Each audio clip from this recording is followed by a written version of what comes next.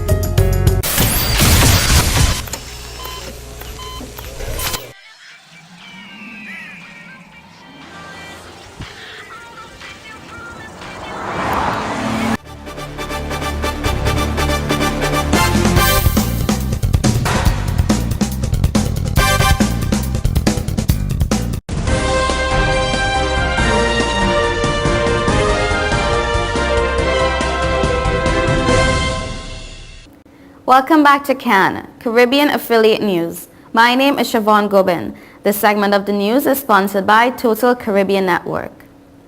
In Trinidad and Tobago, the Prime Minister and the President held a one-hour meeting on Thursday. Prime Minister Kamla Persad-Bissessar arrived for the meeting at 2 p.m., 1 hour behind her scheduled meeting time. Speaking with the media after the meeting, Prime Minister Persad-Bissessar confirmed the May 15 meeting between Opposition Leader Dr. Keith Rowley and Integrity Commission Chairman Ken Gordon was on the agenda. She said the discussion with President Anthony Carmona was frank and open, and she believes all the concerns raised will be considered and addressed by His Excellency.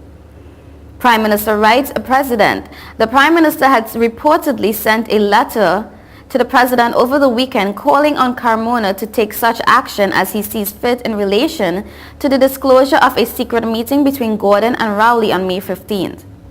That meeting came mere days before a motion of no confidence in Parliament on May 20th, when Rowley called on Gordon's commission to probe purported email documents implicating government officials, including the Prime Minister.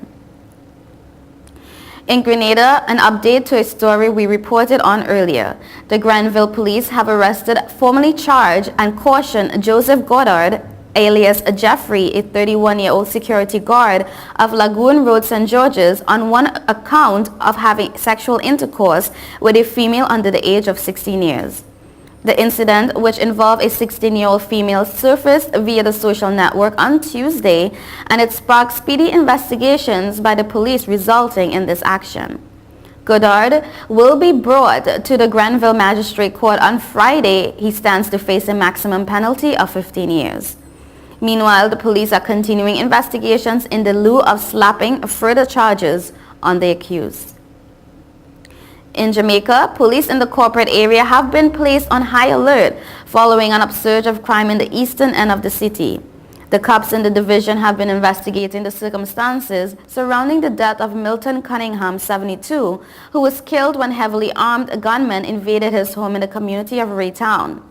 Cunningham's murder took place just 2 days after his son, Kwame Cunningham, a reputed gang leader, was gunned down in downtown Kingston. Kwame was linked to several murders and shootings in the East Kingston area. The police believe his killing has sparked a wave of violence, and the death of his father has only added fuel to the explosive situation in the area. The upsurge of violence in East Kingston coincides with the released statistics from the police force, which have revealed that murders, shootings, and other serious crimes are up in the city. According to the latest statistics, 481 persons have been killed between January 1st and June 15 this year. In his contribution of the sectoral debate in Parliament on Wednesday, National Security Minister Peter Bunting said the government has been taking steps to lay the foundation of a sustained pushback against criminal activities. He said the long-awaited anti-gang legislation is to be tabled in Parliament next week. In the Cayman Islands, Helen Kilpatrick has been appointed as the first female governor of the Cayman Islands. She will succeed Duncan Taylor, who will be transferring to another diplomatic service appointment. Kilpatrick will take up her appointment during September 2013. Kilpatrick joined the Home Office in April 2005 as the Director General for Finance and Corporate Services. For a period during 2012 and 2013, she was the Acting Home Office Permanent Secretary and Accounting Officer. She also has extensive experience working in local government, most recently in West Sussex County Council as Deputy Chief Executive and Director of Resources, where she was also Treasurer of the Sussex Police Authority and for a number of London Borough Councils. Kilpatrick is a chartered accountant and a member of the CIPFA Council. She is also a Board and Finance Committee member of Chichester Festival Theatre. Kilpatrick will transfer from the Home Office to the FCO for this appointment. On her appointment as governor of the Cayman Islands, Kilpatrick says, and I quote, "I am honored and delighted to be appointed governor of the Cayman Islands. I look forward to working in a constructive partnership with the newly elected government to ensure a safe, successful, and sustainable future for the Cayman Islands." You are watching Caribbean Affiliate News. We will be right back.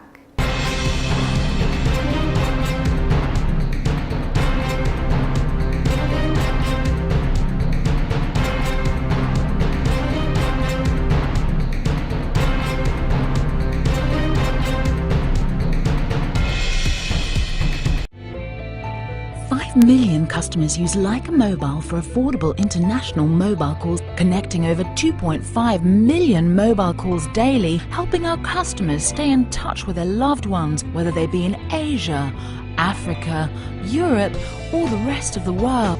Every 5 seconds, a new Leica Mobile customer joins our growing family, helping you to make affordable international calls across the world. Leica Mobile. Call the world for less. Stop the music! It's week 2 of our used car blowout month, and this week it's guaranteed credit approval. If we can't show you how to get approved, that car is on us. Log on now. GrecoAuto.com. Since we announced Sign and Drive with 0 out of pocket and low monthly payments, cars been flying out of Bronx Honda at a record pace. Oh! New Accord with 0 out of pocket for $249 a month, or new Civics just $199 per month, or save thousands with 0% financing. You never had to leave the Bronx to get the best price on the Honda. Bronx Honda guarantees the lowest price in the Bronx. Bronx Honda, East Tremont Avenue. Visit BronxHonda.com.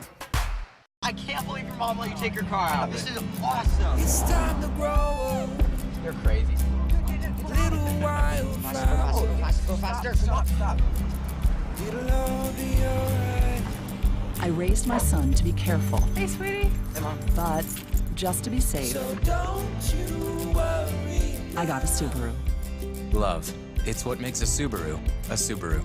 Coleman Subaru, 1710 North Alden Avenue, Ewing, New Jersey, or colemansubaru.com.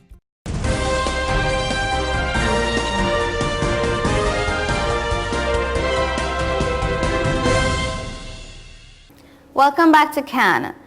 This segment is sponsored by TravelSpan Vacations. In Guyana, the Turkish government is forging ahead with its diplomatic agenda, seeking Guyana's support as it builds partnership at the bilateral and multilateral levels amidst civil unrest in a nation that has been making headlines around the world. The countries charged their affairs in the Turkish Ministry of Foreign Affairs, Kurtuluş Aykan, met Guyana's President Dona Ramota on Monday on his first visit to Guyana for talks relating to his country's program of cooperation with Latin America and the Caribbean, among other areas. Guyana has gained the interest of the Turkish private sector for social responsibility projects in the area of road infrastructure and health and education. Also, as Turkey seeks a membership to the United Nations Security Council in 2016 and its candidature for Expo 2020 in Izmir, the country's third largest city, Aykan said his country will be counting on Guyana's patronage. His working visit to Guyana includes meetings with ministers of the government, the Georgetown Chamber of Commerce and Industry, and the Caribbean Community Secretariat. In the Dominican Republic, a tourism official has called on citizens here to become more conscious of the level of crime and join efforts in reducing criminal activity, particularly towards visitors. Permanent Secretary in the Ministry of Tourism, Claudia Bellot, in addressing the launching of the second annual bridal fair to be staged there on Sunday 11th of August, called for greater public support in ensuring that visitors are safe. Mrs. Bellot noted the issue of crime and violence is being addressed seriously at a governmental level, and several efforts have been put in place to deal with the matter. However, she indicated that a community effort will complement the government's efforts to ensure that visitors are safe. And I quote, "There are several efforts ongoing in communities specifically to tourism in an effort to keep an eye open on what is happening in the community and to sort of give an early alert as to potential incidents of crime," she says. According to Mrs. Bellot, since the implementation of the Portsmouth Association of Yachting Security, less criminal incidents have been recorded there. Another area of concern for the Ministry of Tourism, highlighted by Mrs. Bellot, is the issue of garbage management. She said while the Minister of Tourism continues to work with the Dominica Solid Waste Management Corporation, citizens must become more environmental conscious and avoid littering. Also in the news from Guyana, 2 of 3 men who were allegedly involved in a robbery on the West Coast Berbice have been arrested, and a quantity of cash and phone cards are found in their possession. Police said that one toy gun was found in the car that the men were traveling in. Investigators said that at about 11:20 a.m. yesterday, Rosaline Ayube, 41 years, and Sultan Ayube, 43 years, both of Plantation Hope, Bath Settlement, WCB, were attacked and robbed. The robbers carted off $253,000, a quantity of gold jewelry valued at $300,000, cell phone cards valued at $690,000, and a BlackBerry cell phone valued at $50,000 by 3 men, one of whom was armed with a handgun. Investigations revealed that the victims were in their home when the men entered through an open door, held them up, and relieved them of the articles mentioned and escaped in a motor car, a PRR 2880. Police said patrols were alerted and quick response led to the motor vehicle used by the perpetrators being intercepted at a roadblock at Good Hope. 2 men were arrested and a black haversack containing $38,000, a number of phone cards, and a toy gun were recovered. Investigations are in progress. In Haiti, despite the unforgiving sun and its sweltering heat, Joel Monfiston is working hammering a piece of worn plywood, watering flowers, and picking the weeds out from between rocks and pebbles. Monfiston, a 34-year-old father and husband, is one of about 10,000 people who live in what was publicized as the model settlement for the 1.3 million Haitians displaced by the January 2010 earthquake. Monfiston lives at the Coral Celeste camp, inaugurated in the spring of 2010 by Hollywood actor Sean Penn, then Haitian President Ren Preval, and other officials. The settlement is 18 kilometers from the capital in the middle of an almost lunar landscape. Soon after it opened, tens of thousands of squatters set up tents, huts, and houses on over 1,000 hectares of land surrounding the camp, laying the groundwork for what will soon be Haiti's largest slum. At first, Monfiston and his family lived in a tent. Now they have a 24 square meter temporary shelter built by the humanitarian agency World Vision for $4,500 and made mostly of plywood and sheet metal. Like most Haitians, he survives with day jobs here and there and with help from friends and family. He also tries his hand at commerce. He hopes to set up a shop in the little shed he's building. He would like to grow more in his garden, but those remain dreams. For now, all he has are a few flowers and a few walls for his store, which has no shelves, no door, no cooler, no products. And like other Coral residents, while he does have access to latrines, some electricity, solar-powered and street lamps, playgrounds, a clinic, and schools, water is not so easy to find. In 2011, the United Nations and International Humanitarian Agency, Oxfam, promised that a new system of cisterns and kiosks would soon provide residents with water from the State Water Agency. 2 years later, the faucets remain dry. Residents buy water. Today, all of the big agencies are gone. You are watching Caribbean Affiliate News. Stay tuned.